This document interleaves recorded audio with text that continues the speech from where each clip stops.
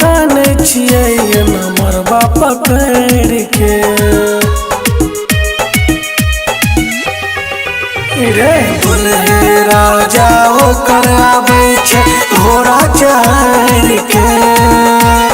देखी देखी हम काने छियै नमर बाप पकड़ के। दुख हमर बुझे आँख में नया आंसू भरिया रे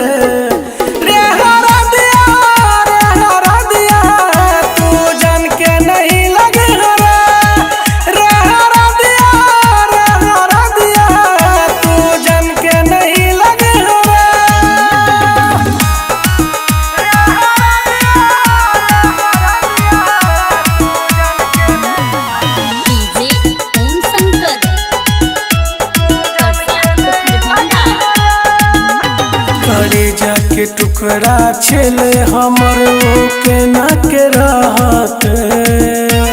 ससुरा में है पे दुखवा तू ही बोल के ना वो सहत। करे जाके टुकड़ा छेले हमर के ना के रहत।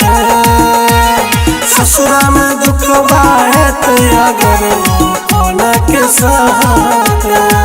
राजू राजा मुकेश रोहित कहो लगे से डरिया रे हरा दिया तू जान के नहीं लगे रे हरा दिया तू जान के नहीं लगे।